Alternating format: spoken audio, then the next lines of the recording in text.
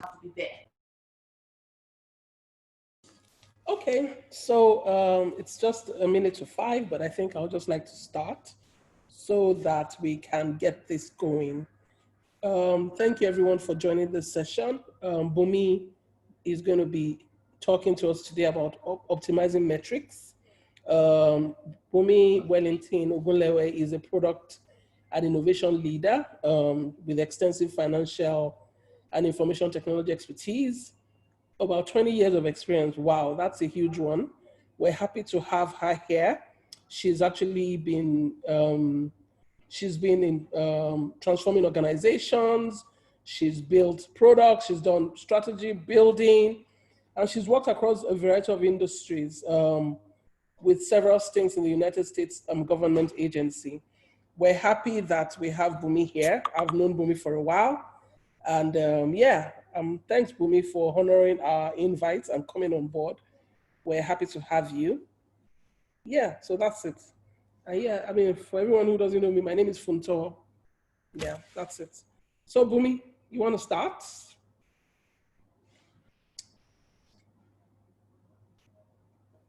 Oh, I still haven't gotten used to this mute and unmute thing. So can you help me share the slides? I'll just try to quickly run through them. Oh, okay. You want me to share the slides? Yes, please. Oh, just a moment, please.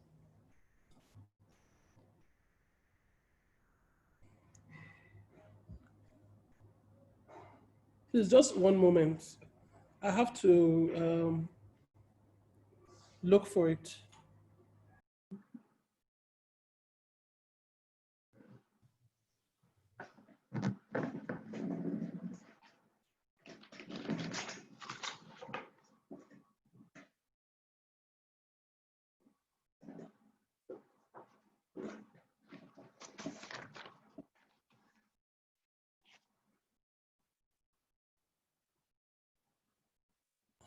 Hi, Bunmi, is this it? I think so. Yes, that's it.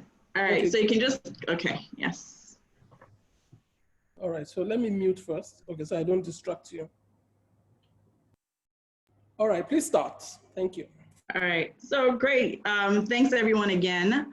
I'm gonna try to run through this quickly so I can give opportunities for questions. But I'm one of those people that I don't mind if you interrupt me. You can just raise your hand to ask a question while I run through it. So it's not that I'm talking at you. So I will start off with saying, we know the topic. We know that, how do we use data to optimize our products, to make our products better?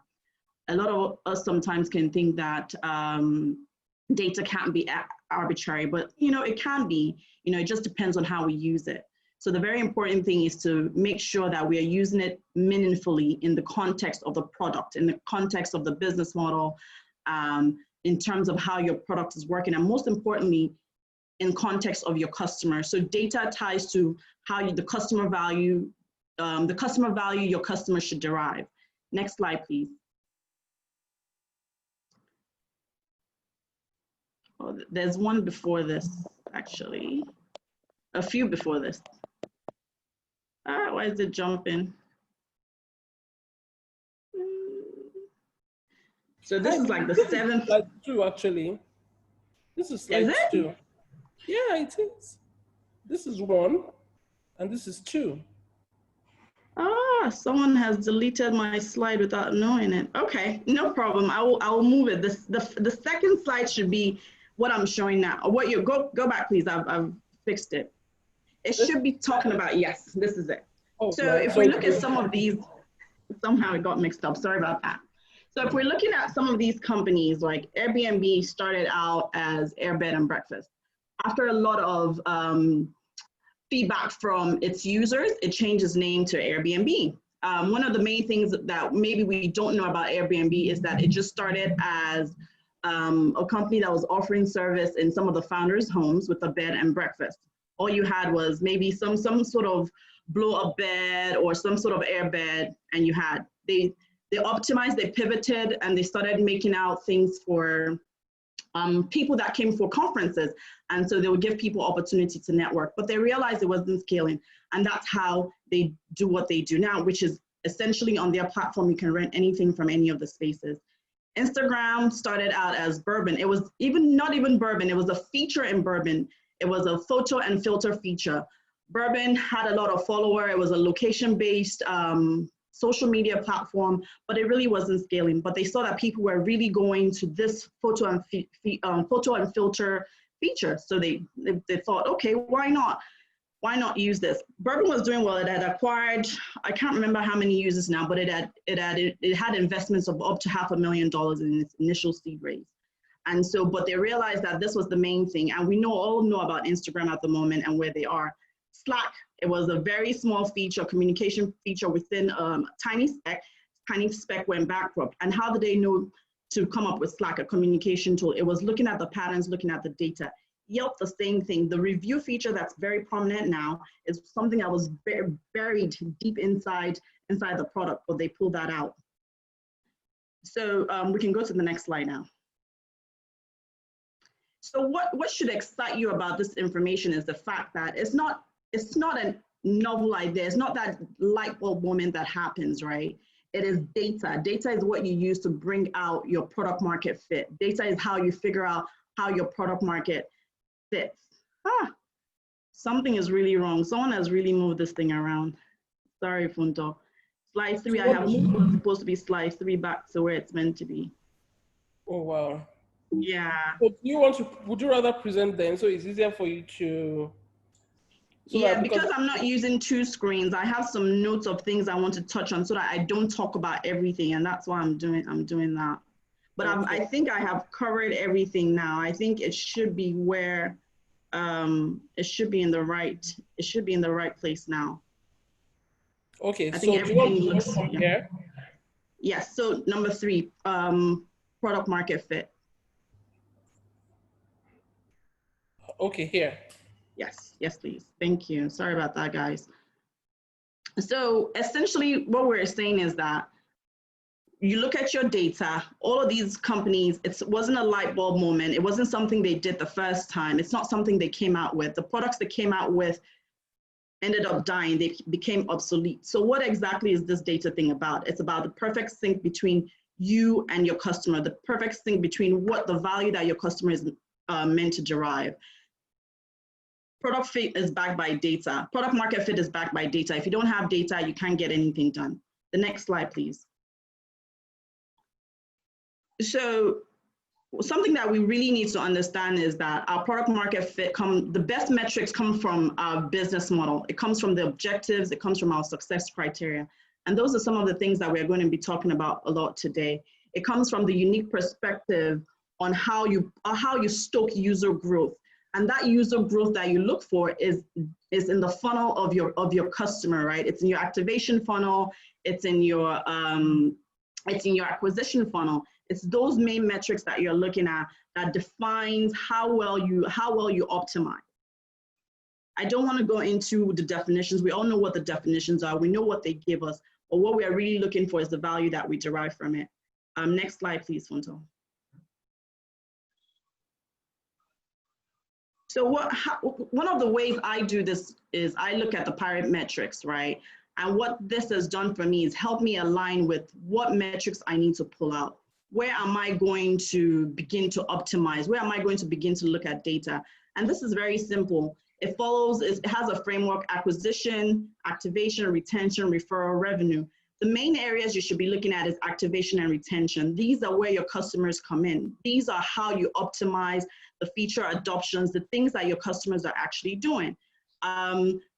There's another framework, RARA, that starts with retention rather than acquisition and activation. And the reason it starts with retention is because it looks at it and tells you that, okay, these are where you're seeing your customers come in. These are where I need to begin to either manipulate, optimize, learn about what my customers are doing and what my customers are not doing, so I can know the next thing to do.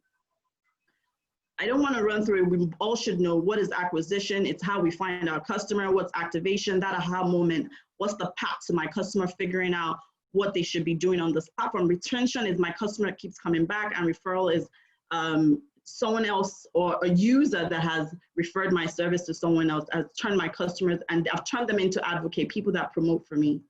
Next slide, please.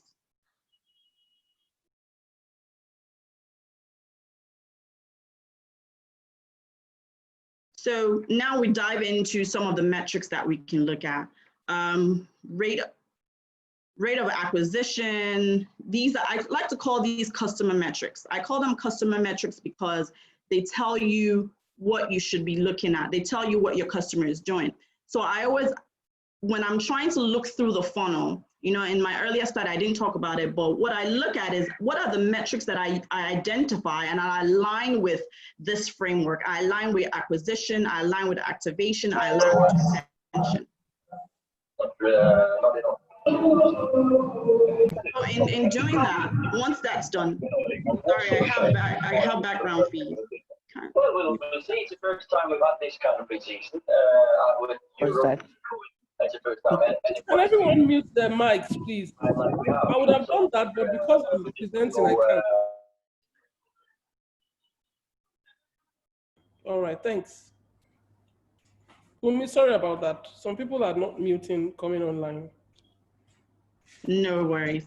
Okay. So when I look at these metrics, I try to align them with the framework. I try to look at what are the metrics within these frameworks that can help me to identify where the holes are, maybe where there are leakages and where I need to optimize. Starting with acquisition, just to name a few, there's the rate of new acquisition, there's conversion, there are visits, bounce, and traffic source. Most of these things we know. Bounce is coming into the app and going and looking at just one page and exiting. Traffic source, I'm looking at the various different ways, channels in which my customers have come into my platform. Rate of new acquisition, how quickly am I acquiring customers? Next slide, please.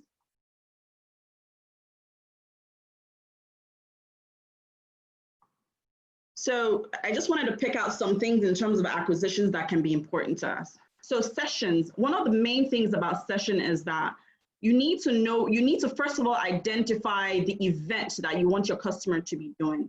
So if I'm doing a sign up or I want them to use a particular feature, from sign up to doing that particular feature, how long is it taking them? If it's taking them more than the average that I have defined, then I need to optimize there because there may be leakages in there. So it's very important that you look at sessions. This is not just website session, someone coming on your platform and looking at information.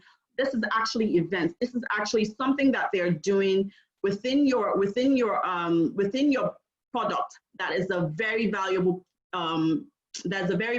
feature. That is a functionality that this is why you have built this product. So when you look at some of your main functionality, you look at areas in terms of how it's being used and where can I find a problem?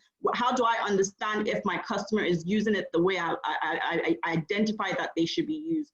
Some of the things I've done in the past is sometimes you will see session duration, but you don't have contextual information. So you can have surveys, you can reach out to your customers, you can reach out to your partners. Bounce rate, I talked about that. Someone visiting your platform and just exiting and not doing anything else. You may think that maybe they're not interested, but it may be that maybe your unique value proposition has not been defined properly. They are not understanding what it is. There's something called below the fold. Maybe the information that your customer should be seeing is below the fold. And so there's nothing appealing or engaging them. So you try to figure out why they're engaging them. And in this case, again, another way to do that, if you don't have that context in the funnel that you've defined, is to do surveys, is to ask them, is to engage them and follow up with them. Next slide, please.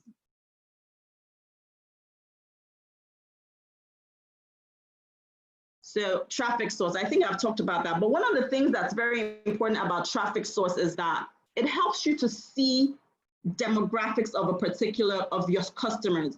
So people coming from the same channel will tend to have the same demographic or will tend to have the same trait. So when you see that you're having losses from a particular channel, that will tell you that I don't need to invest a lot of money in this channel. I should invest a lot of money in the channels where I am seeing conversions.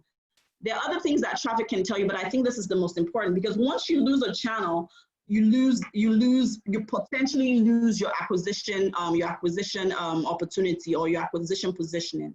Next slide, please. New customers. Some people think that new customers is acquisition, but I look at new customers as activation because if your new customer dies down, there is no activations are not going to happen. And this is also where you begin to optimize and begin to look at the funnel that you've defined again. What is the funnel that gets me to my activation metrics? So I need to look at every single new customer that's coming in. New customer also tells us something that I will mention a bit later. It tells us the stage of our company. It tells us the maturity of our startup, of our organization. Feature adoption, I mentioned this a little bit. It gives particular specific feedback about the value of your product.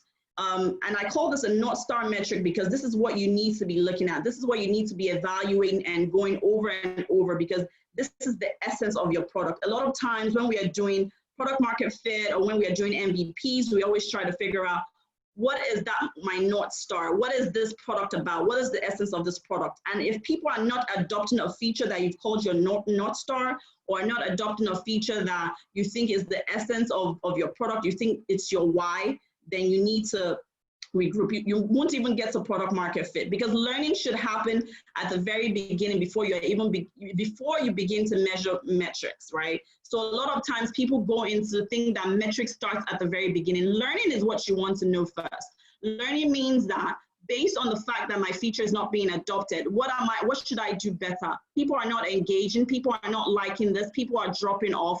Then I need to learn from why they've dropped off and figure out what that product is, what the product market fit is. But it's a product market fit that I begin to measure, that I begin to use metrics. Next slide, please. Okay, so we've said this, and I've said this in a couple of ways, right? And I really like this quote because it talks about a few things: why activation is critical, why we need to understand our activation funnel. So there's a process that I look at in the activation funnel, which is the person signs up. That means they've come onto my platform. They've taken the necessary steps I have defined in the acquisition. And if I'm selling something, they've paid for it. A lot of people drop off payments as a way of freemiums, as a way for people to come onto the platform. They think there's friction around that. I think that for one, the principle of mine is that I want to make you pay for my product at the very beginning of it. If you're not paying for it, that means that it has no value for you. What you need to figure out is that appropriate price fit. So this George Northcott says that the top three metrics he looks at is active user numbers. And if you've done all of these things, if you've learned in the very beginning, if you have product market fit, you're going to have active user numbers. You're going to have retention. That means they're coming back month after month after month. And your engagement rates will be up, meaning that they're engaging in things that they should be within the platform. They're engaging in the product features that you have set out. They're active maybe in community or in forums that you have within. They're asking questions. They're making purchases. They're coming back. And different things like that. It really depends on what features you have, but whatever features you have across your platform is what you need to be testing out. Next slide, please. So just to mention some retention metrics, we know some of them, but I like to look at daily active users, weekly active users, and monthly active users. It's not the vanity metrics, which I mentioned a little bit later, but these are the people using features that you have defined as your North Star, features that you have defined as the core of your product. And once you look at that, I mentioned something very important. You define what the funnel is, and you define the session and the duration. If you see any of these numbers as being low, then you know that people are not active. You know your customers are not active. They're not using what they need to do. Loyalty is another one. Are they referring you? Are they talking about you? Are they? How often do they share your content? How often do they share your app? How often do they share your solution? And then quality, which is very important, is that how clean is your solution? Do you have any issues? Are there any friction? Are there any bugs or defects that stops the customer from being able to complete an event, from being able to use a functionality? So with those kind of things, is your system up or down? You know, so if you have a lot of these frictions, you're going to see that retention is poor. You're going to see that acquisition is poor. And something that was said earlier is that activation and retention are the most important things. These are where you need to be looking to make sure that your users are engaged and using your platform. The next one, please. So I think I've talked about this a little bit more, but what I would pick out of this slide is the fact that for retention rate is that research has shown that if you have 80% retention rate, then you have product market fit, then you have a good product. But if you don't hit that 80% mark, it means that you've not done all the learnings that you need to do. You don't have a good market, and you don't have good customers. So you need to rethink that. 90% just means it's strong, means that you've gone from just having a product market fit to having a strong brand to having a strong product. Next slide, please. Yes, churn definitely is an indication of a bad product, of not having product market fit. It tells you basically how quickly people are leaving your platform, right? I come onto your platform, I've used it maybe during the free period, and after the free period, I'm gone. That means there's no value. That means, again, you don't have product market fit. Something we're going to talk about a little bit later, revenue metrics is your cost of acquisition. So I usually use cost of acquisition, align that with churn, because every money I spend, that means it's going down the drain. That means that for every customer that I've spent money on, I no longer can make money from that customer. So you need to watch churn carefully, and that starts from defining a funnel of engagement and defining a product market and having a product market fit. NPS, a lot of us know net promoter scores. It's very, very essential. It's a part of engagement that you're surveying and you're understanding how well people like your platform, how well they like your product. And the easiest way to tell them is just that one simple question and asking them how they feel about your product on that scale of 1 to 10. As we all know, 0 to 6 means that you're failed, means that you need to figure out why people are not using it, while the 10s and the 9s, the 8 to 10 is what you're looking for. The 8 and the 7 and the 8 are still passive, and then the 10s and the 9s mean that your customers think that your platform is good and they'll promote your products. Those are called the promoter metrics. All right. So I mentioned this a little bit before, referral metrics. One of the great attestation is testimonials, right, to a great product. What are people doing? Are they sending out referrals? Are people that have been referred using your product? If your customers that you have retained that use your product from month to month are not referring, are not sharing, then that's very dangerous. But there are ways that you can measure this, right? Simple. My active users, the people that use my product on a daily basis or weekly basis, are they sending out invite? Do they feel enough loyalty for them to share my product? Are they inviting other referrals? How many referrals do I have per active user? So if Bunmi is an active user on a platform, does Bunmi share my product just once, or does she share it 10 times? And then for what she shares, how many people are actually clicking and coming onto the platform and engaging? And from the referrals that I get from the different sources, how many of them actually use the platform or use the platform for a very short period and drop off? Next slide, please. Okay, so the financial metrics, I think especially for people that work in large organizations, this tells you how your product performs in the market, what you can expect and continue to expect, how it's functioning. Calculating revenue is straightforward. I talked about cost of acquisition, meaning that how much did I spend to drive my customer here? Did I do marketing spend? Do I have overhead? Do I have resources I'm paying? A digital marketer? Do I have an in-house person that I have paid for this? Did I do a video, the production? How much all that cost divided by the total number of users, that will give me my cost per acquisition. Customer lifetime value, another very important thing. Once I'm thinking about my cost and my revenue, I want to think about my cost acquisition rather. I want to think about how long does my customer intend to stay? You can have, if you have had the product for a while, you can use that to measure how long your customer would stay on the platform, or how long have you, how long as a competitor had a customer stay on the platform. So, but more importantly, how much are they going to generate over that lifetime, right? So if I'm spending more in acquisition and then the customer does not, I don't get the returns back from the customer, then it's not worth it. That's why I talked about channels initially. So I need to look at the channels in which I'm sourcing my acquisitions from.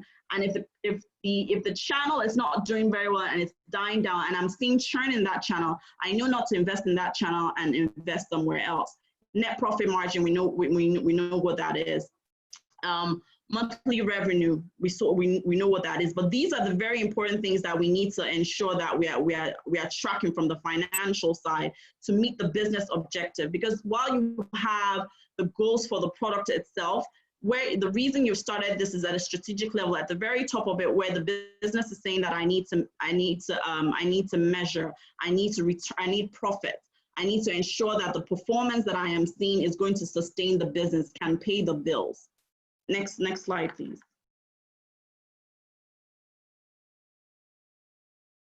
So I've sort of discussed this before. There's no extra takeaway from here, but I would just say that, you know, when you're looking at spend, you also always should look at your lifetime, the customer lifetime value, and the cost to acquire a customer. If you look at this cost, it tells you where you should spend and where you shouldn't spend.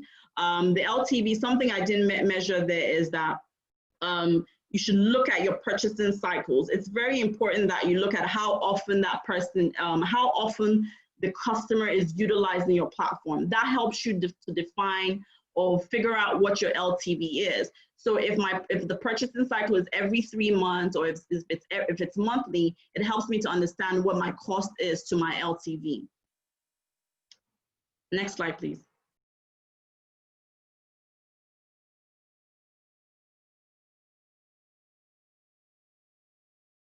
Okay, so I mentioned some of this earlier, and vanity metrics are just there to make us feel good. I don't think that they add any value. They add value in that you can tell your competitors you're doing very well, but they're just superficial. You can put it out in the news that I acquired 1 million customers in the first month, or there are 1 million people downloading my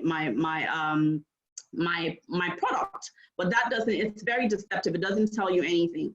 But the most important thing is that once you have this 1 million, then you need to look at the funnel. Who is converting? Who is bouncing? Where are they coming from? Why are they not converting well? Why are they dropping off? Vanity, avoid it. It's critical that you avoid it. All it does is it paints a rosy picture of things that are not actionable.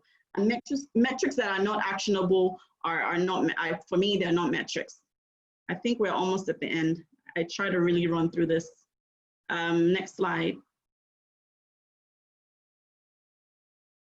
So the simple things when you're thinking about optimization holistically, you measure the metrics. And again, this is important that you're doing it once you figure out product market fit. You don't want to do it when you should be learning. At the very beginning, during customer development is where you're learning, where you know how to, where you know what is working and what's not working. I've taken my number 1 problem, I've taken my number 2 problem, I've taken my number 3 problem. And in each of this, I have a funnel of activation. And if people are taking the correct steps that I have defined, I know that I have gotten to product market fit. If they're not taking the correct steps, they're dropping off, there's a leakage somewhere, then I know that at this learning phase, I should optimize for product feature adoption. Once I have that and I gain product market fit is when I begin to look at how I measure metrics, how I analyze those metrics, and then I identify ways to improve. And this improvement should not be the core or the essence of your product. This improvement may just be things like positioning. So I think earlier in one of the slides, I talked about the UI. So my UI button might not be the right color, or my UI button is not positioned somewhere. So for example, Google, I think for the blue, when choosing the blue button that they were going to use, they did a survey, no, not a survey, they did an experimentation, and they did 30 different experiments of 30 different shades of blue to identify which blue resonated with people, which blue would enable people to actually follow through on the call to action. Airbnb right now, I think they do experimentation, they do 700 experiments a week. 700 experiments, testing different things across their platform. So once you move into where you're trying to develop and define your product, no longer learning at the beginning, but optimizing the usage, optimizing how your customer sees that, it's very important that you're looking at the right metrics. one of the main things that I like to do is, is design the way that I do that. And that's at the very beginning. I design the process of how I should get to my, of how I should achieve a particular functionality. And that should not happen at the end. That should happen at the time where you're building, most likely when you're building your MVP. So what are the steps that my customer needs to do to realize the value of this product, right? The value that have been set for them. And I launch that optimization again, and I go through that iteration until I see that there's no drop off and the numbers are going up and to the right. Next slide, please. So this slide just shows some of the tools that you can use. There's so many more tools. I was trying to squeeze a lot into this for product metrics. One of the ones that I liked, actually didn't even put it there, Mixed Panel. Okay, it's there. So I use Mixed Panel, I use Hubspot, Google Analytics, definitely one of the easiest ones to use. And so it's very important to have a dashboard when using your product, because when you're trying to work with data and you don't have dashboard and you don't have a way to view your metrics, it becomes very difficult to manage. Trying to do it manually, especially when you have large customer base, it's not going to be beneficial to you. It's not going to give you the traction that you're looking for, the inroads that you're looking for in terms of the data, in terms of the metrics that you should be measuring and how well your customers are faring, or what opportunities there are to maximize and optimize your product. That's it.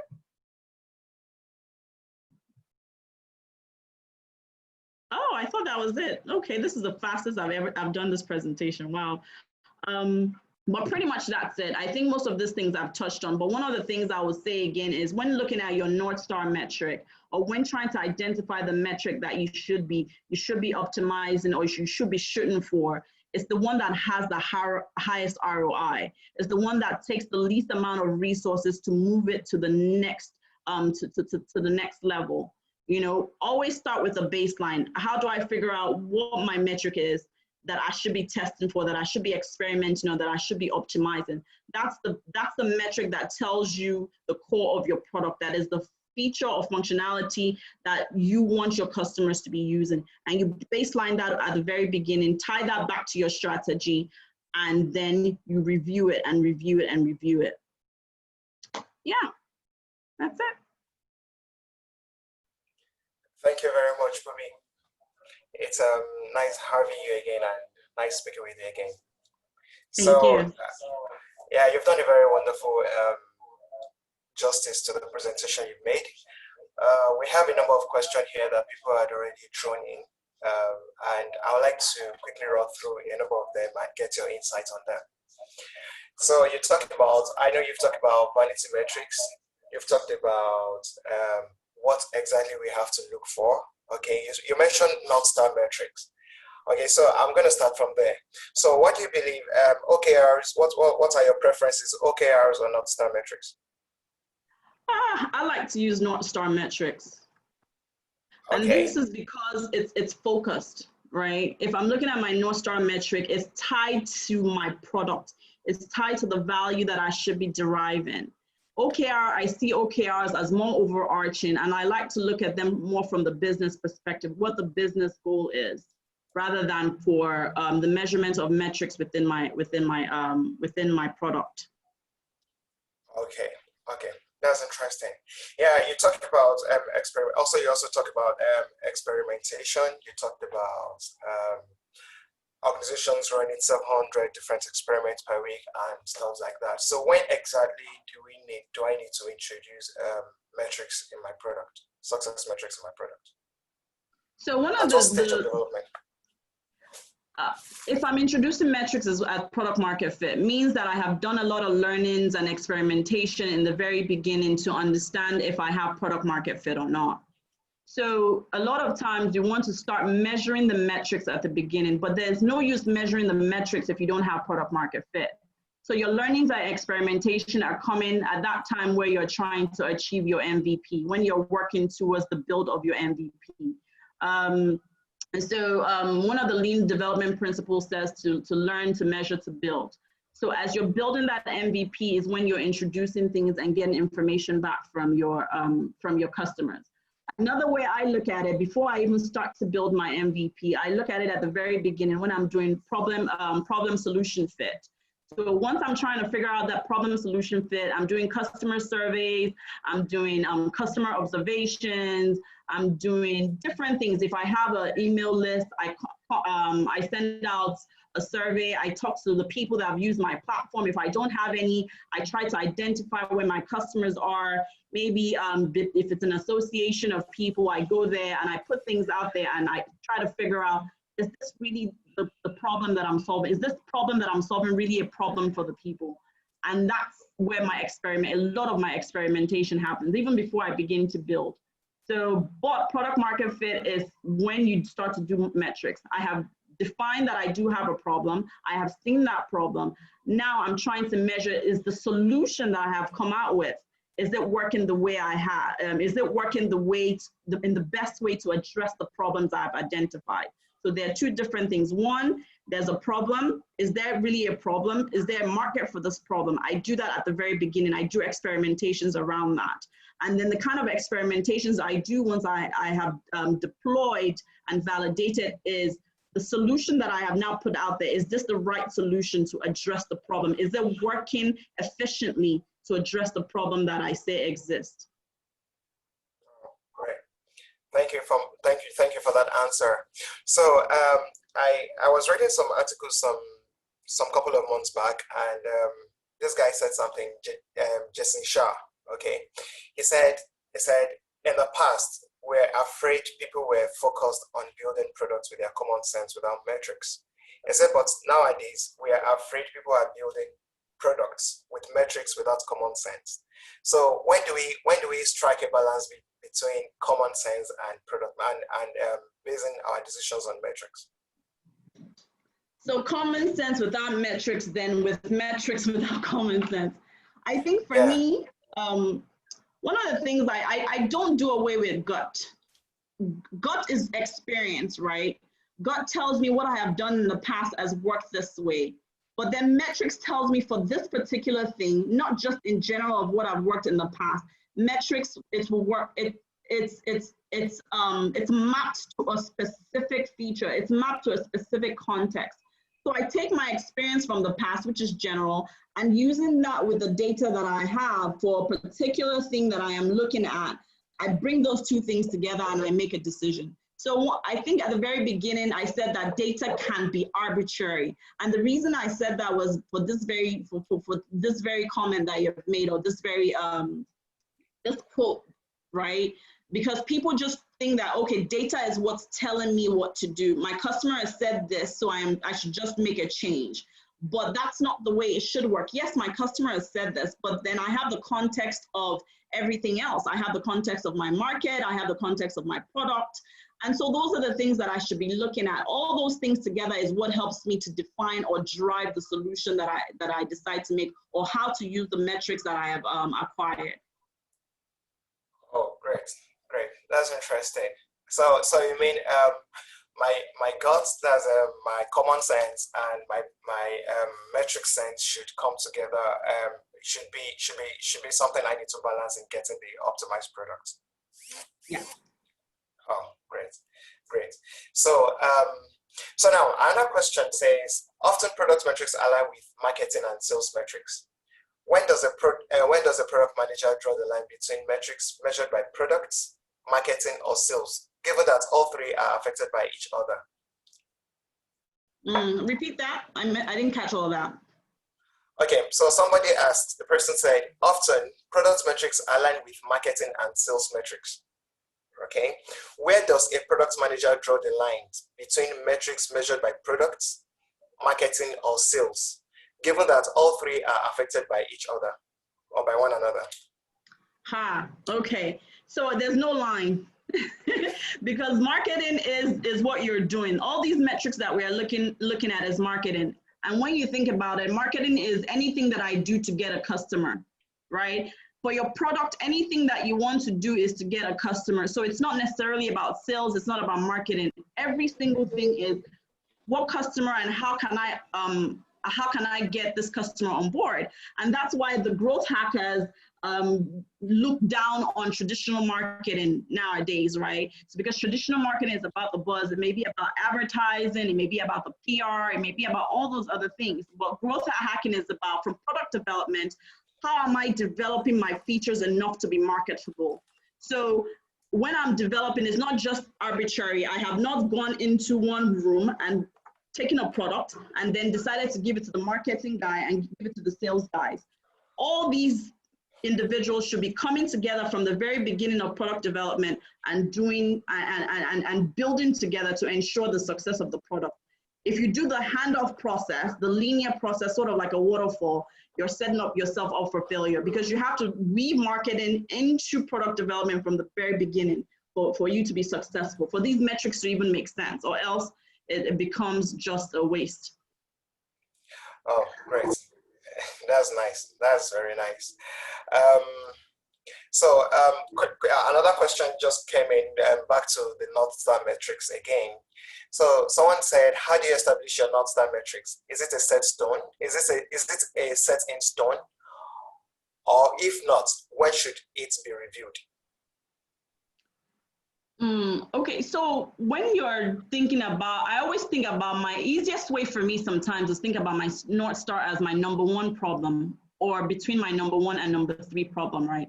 It's about the solution that I am trying to give to a client or to a customer that has an issue, a challenge. And if that's the way I look at it, is the core, the feature adoption that I talked about in the beginning. What are the features that will tell you that your product is successful? So when I look at those features, I align my metrics with those features. That's how I identify my North Star metric. So if your organization is telling you, though, I need to generate revenue, what feature of yours do you have in your product that will align with that will allow you to generate the most value once it's been adopted and used? Then we look at the must-have, we look at various different ways that we prioritize our product features. The must-haves usually are what we are saying are the essence of our product, right?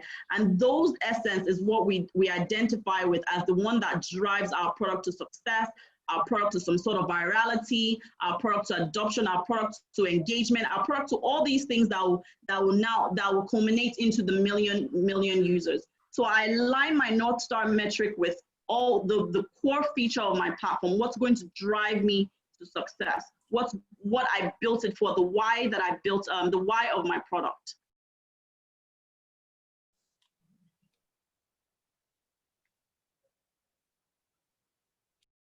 Hello, I seem to lost you there. Oh, are you there? Sorry. Yeah, I can hear you now, yeah. My network, okay. Yeah. So I think I just rounded it up that I look at my North Star metric as the why of my product. I look at it as, what is that thing that I need, that the reason that I built this product? How does it align with the revenue that I need to generate, the overarching business strategy that I have, and the feature that is executing on that overall strategy? Oh, okay, great. That's interesting. Thank you so much. Thank you so much for that response. Back to the house. If anyone has any question, feel free to raise your hands, and we're going to take your question. So while we are waiting for people to raise their hands, I might want to ask maybe a couple of other questions, or one more question before we get the general questions in. Okay, so someone says, you talk about, I remember you talking about engagement, weekly active users, monthly active users, daily active users.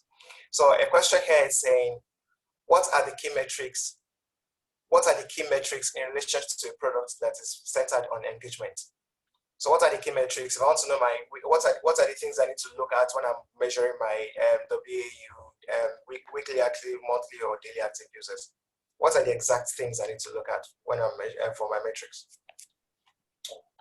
It's a context, it's product context, right? So what is your, I will pick, let's say I pick Uber, for example. So weekly active for Uber might mean that someone is taking a ride, right? So are they taking a ride weekly? That is for, are they taking a ride twice a month? So for Uber, that will be something that they're doing. If you're looking at a payment space, is someone using the platform to buy something often? If you're looking at maybe, let's say, Konga or Jumia, are my customers actively buying things from this platform? Are they using my platform to buy everything, and how often? You come up with a number based on how your platform is doing, but those are the sort of metrics that you'll be looking at to define if they are active or not. It's not just them coming onto the site or staying for a particular session. There's a difference between activation, and that's why there's a difference between acquisition and activation. Acquisition meaning that I have come on this platform, I'm a prospect, but I'm not doing anything, but I come all the time and I'm there. That doesn't mean I'm an active user, but in the context of my product, the fact that I actually use it for maybe one of my North Star metrics or one of my main features is how I define what an active user is. And then there are some people that have levels, you know, they've tiered their active users, maybe a premium active user versus a low active user of sorts, based on how often they do a particular activity or how many different events that they do. Because some products may have more than one event that defines an active user. So you just need to look at what your core of your product is and what they should be doing on that platform. That's also generating revenue. If your platform is one that generates revenue, one that's generating revenue. So for example, if I have a blog and someone is coming, a particular user comes and reads my, I don't know if they're reading or not, but the session or duration will allow me to know that. So I'll consider something like that for active user, where I cannot tell. I'll use sessions and durations to determine the length of time someone stays on my platform, how many pages they're going to. If it's not one that generates revenue or has particular events or functionality, I can look at. So I can look at, are they going to other pages on my platform? Are they using other things on my platform versus just doing one thing or doing one thing that doesn't tie into value? Okay, great. Thank you so much. So does anyone have questions? Can you please unmute your mic and ask your question? If anyone here has. Paul, I saw you raise your hand the other time. Do you have any question? Hello, Paul. Okay, I hope you're still here. Okay. Yeah, good evening. Yeah, good evening. My name is Abise. Thank you very much for the session. Really appreciate. I just want to speak more a bit or draw your attention more to the slide on tools. So I kind of know a couple of tools that you mentioned that were on that slide, but I just want to ask that you give more clarity as regarding the use cases for some of those tools. So take, for example, I think a mixed panel, please correct me if I'm wrong, a mixed panel gives lots of insights based on whatever metrics you set that you want to measure. And it's sometimes being used as a marketing tool. That is, after, so if, for example, you have 5,000 users who signed up in January and a couple of those users do not perform any activity or do anything, you can set up actions. I've forgotten what it's called, maybe campaigns or activities on the mixed panel to have them receive an SMS or something. But also we have tools that are used typically for marketing. I would like you to speak a bit in that regard, because I know Mixpanel has a bit of weaknesses when it comes to sending out emails. In terms of sending out emails instantly, they report that it takes within 30 minutes for it to go out. So I don't know if you can speak a bit more about that. What tools are pretty good for user metrics? What tools are pretty good for user engagement stroke marketing and things of that nature? Okay. So I haven't used all of them, but a good tool that I use is Hubspot. So Hubspot for marketing is great. I have never seen a delay in terms of how quickly the user gets an email based on a trigger, but I know that they've been pretty good, and at one time they've optimized how quickly they send out emails. a KISS metrics, a Google Analytics, a Hotjar. They're very good for the event type metrics, right? If I have a particular event that I want to measure, if I have things around sessions duration, a number of those three are very good at that. The problem, unfortunately, is that these platforms are not comprehensive. So you might see Hotjar, where it does very well at recording sessions, and then Google Analytics doesn't even have that. There's another one I'm trying to remember that has it, but it's very choppy and it doesn't relate it back to the CRM. So the idea of all these things is that I want to see the full life cycle of my customer. With a Hubspot, it does that very well. From the time that I see my customer come in as just a prospect to the time that I have converted my customer into doing various different actions, that's really the true picture that I want to see. Some of these don't even integrate into social media. So the idea is that, okay, what are the activities I have that this particular customer is doing across all channels?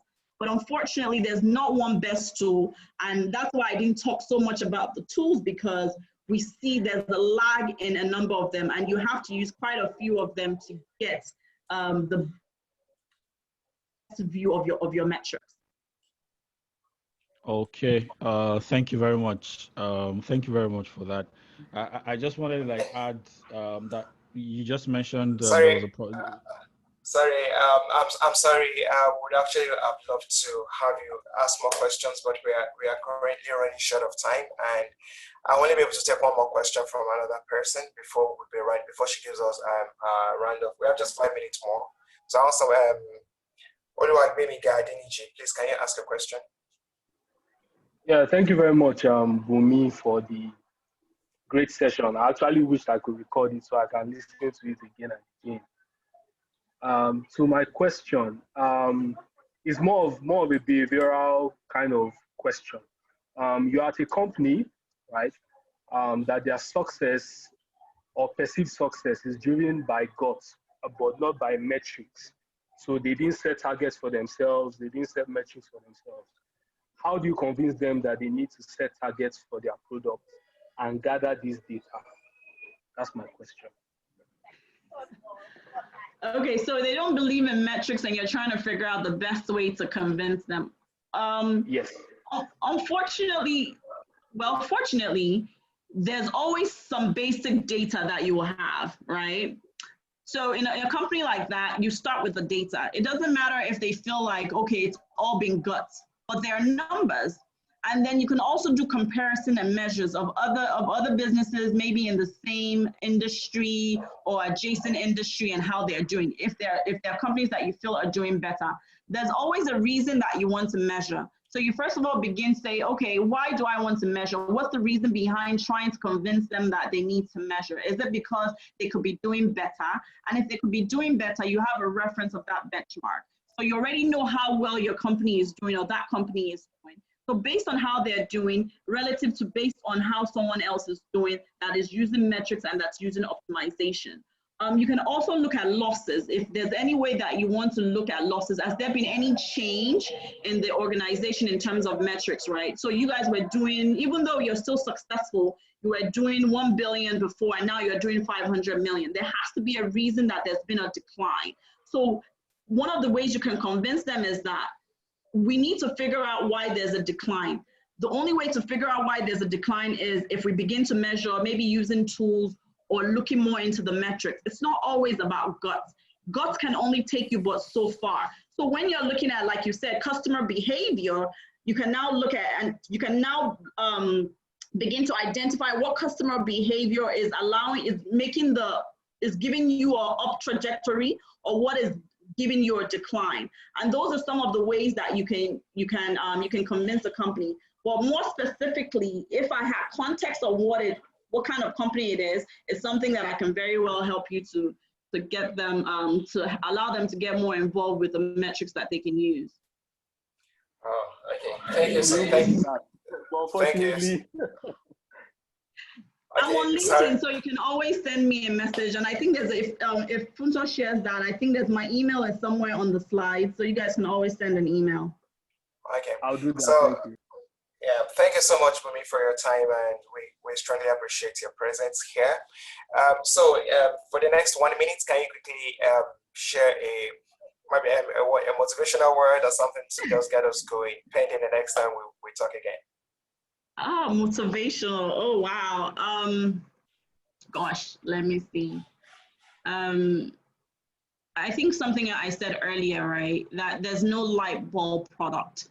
There's no gut product, anyone can build a great successful product, a product that can bring you the millions that you're looking for, the million users that you're looking for. It's about finding a good market. And the way you find a good market is doing that hard work.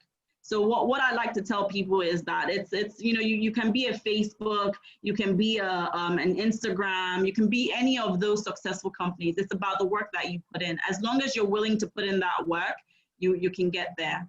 So don't be afraid to put in that work. Okay. Thank you so much.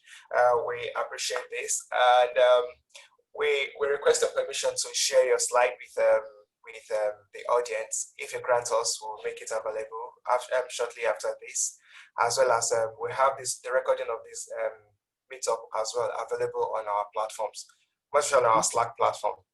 So, Bunmi, we request your permission to share your slides, if that's okay by you. That's fine. Okay, thank you so much. So we appreciate everybody for joining us today. Next month, October, we'll be having another edition, and I would say this with permission from Funta, something very big is happening in November. I won't say what exactly it is yet. So we look forward to seeing you guys in October and also in November. Thank you so very much, everybody, and have a lovely weekend. Thank you, Bunmi. Thank you, everyone. Thank you so much. Me. Thank you. Thanks, guys. Thanks, Isaac. Enjoy the rest of the weekend, everyone. Thanks for joining us. Bye. Bye.